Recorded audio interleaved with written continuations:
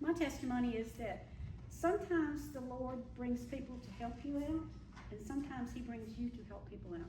This is an experience I had 50-something years ago. Yeah, 50-something years ago. I was a college student, and I had a 3-hour break in my classes. So usually I sat down there at the college and just did whatever, maybe studied a little bit. But this day, I just didn't feel like staying at all. So I went home.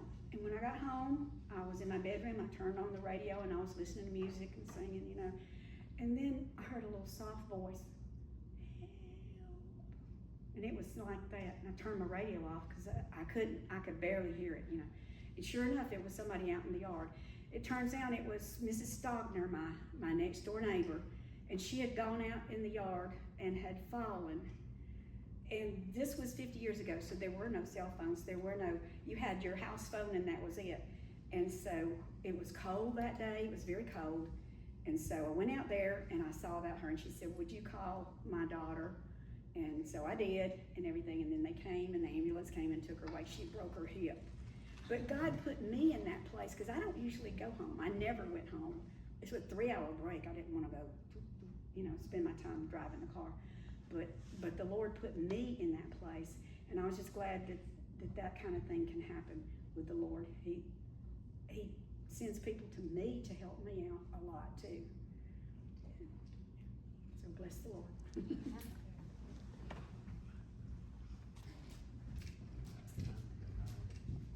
This is more of something that I read this morning, and I thought I'd share it with you, and all of a sudden, hey, Jan said something about pouring of oil and all. I said, oh, this just went right with this.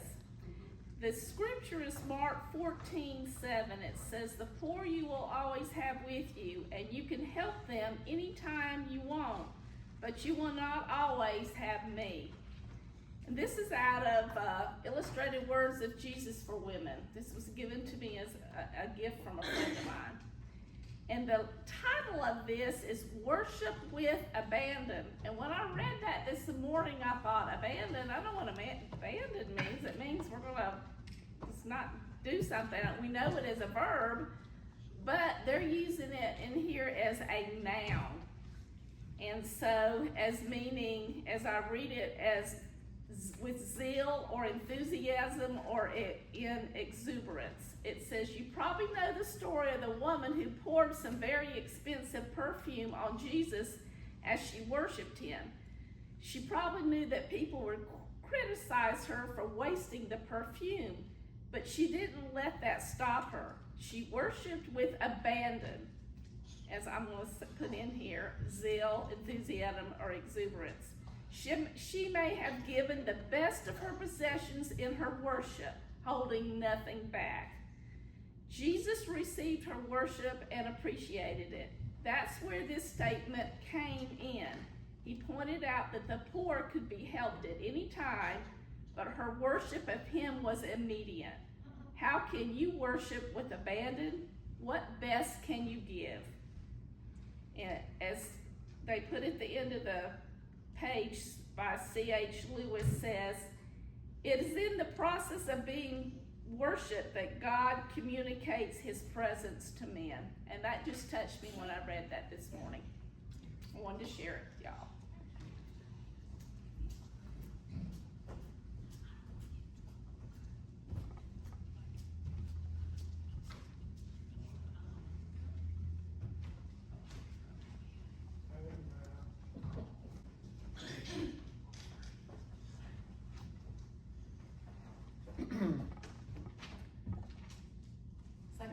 Yeah, it's my turn. I'm not a public speaker, so good luck. I'm Alan. If you don't know who I am, I'm Paige Ann's husband.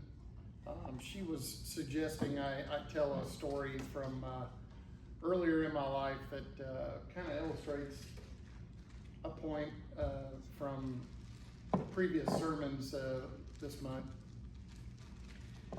I grew up in Forest Park, right near the Atlanta airport, and so planes flying overhead were just a common part of my everyday life. I didn't even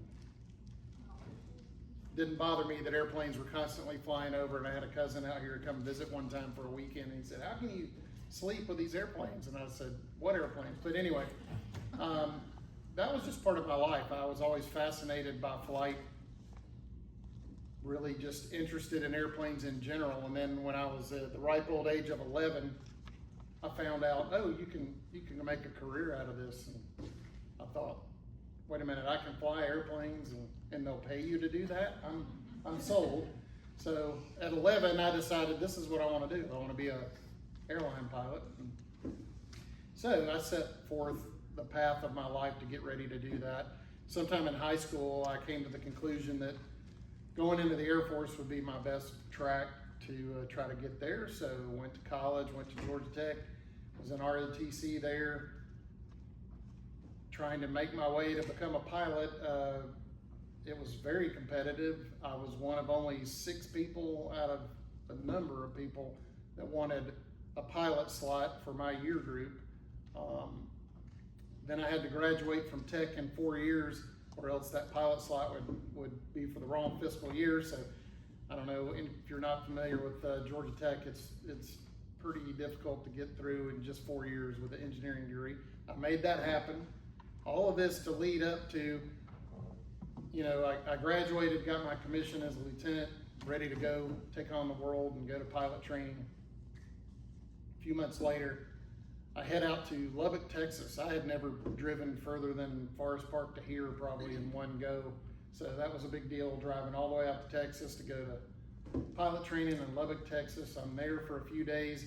We have some introductory welcome to the Air Force kind of in-processing stuff, heaps of books that we were supposed to memorize, all this kind of stuff going on. I had a weekend to kind of decompress for a day or two, and then on that Monday, we had our big time flight physical scheduled for that day. So the whole class is going through this hours long process of a flight physical over at the base hospital. Well, me being 21 years old and whatever, that morning I didn't leave myself a ton of time to get ready to head over to the hospital for the physical. I didn't eat any breakfast. I think I downed a little bit of milk just to have something. Get over there. Long story short, we finally get to a point where they go over your childhood vaccinations and shot records and all that stuff. So I have them. Well, sure enough, this med tech goes, oh, you need this booster and this other booster and an oral polio booster and all this. And I'm like, okay.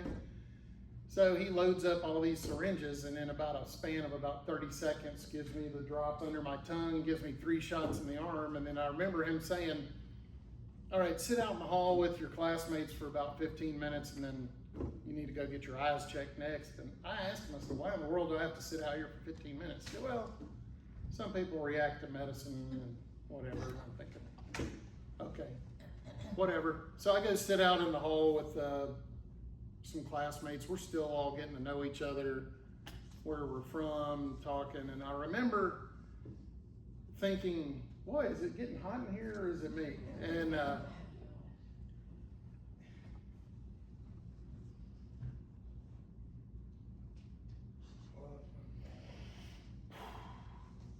the next thing I knew, they were picking me up off the floor. I had passed out. And a flight surgeon, who I will not mention by name, first words I remember being conscious of after coming to was him looking me in the eyes and saying, well, you're out of pilot training. And, they jam an IV needle in my wrist. They're doing all these tests. I ended up having to stay in the hospital that night for observation. Of course, the doctor later told me, he said, well, you were really dehydrated probably. Wasn't used to Lubbock. It's very dry compared to here. We had been going to the pool and stuff over that weekend. Didn't have anything on my stomach. He goes, well, somebody like that, you pump a bunch of chemicals in them within about 30 seconds, they're going to pass out. And if you were a bank teller or some other normal person job, it wouldn't be a big deal, but can't have pilots passing out, so, it's a big deal. So I was out of that pilot training class. Eventually I had to go get a bunch of tests done and all, but the the event of me passing out there and being out of that pilot training class meant all that stuff I had done to lead up to that point of getting to pilot training, getting commissioned, getting there, starting my whole thing, and all of a sudden it's over before it really even began. And I can remember talking to my parents that evening as I'm in the hospital with this IV needle in my arm, and you know, trying to make sense of it. And I remember that night, you know, just praying, why? You know, why did this happen? All the stuff I've done leading up to this, and what's the point of all this? You know, which is what Peyton was talking about last week. With a lot of times you pray and you don't hear an answer, you don't know what's happening. And so, anyway, that was, of course, a very long night. Didn't understand it. I'm far away from home, you know. So, shortly thereafter, I mean, of course, it's the Air Force. I had to go get a CAT scan. I had to go get a sleep-deprived EEG, all these crazy things. A lot of blood work, other things to figure out, like, why did you pass out? Even though they knew why I passed out. So, passed all those with flying colors.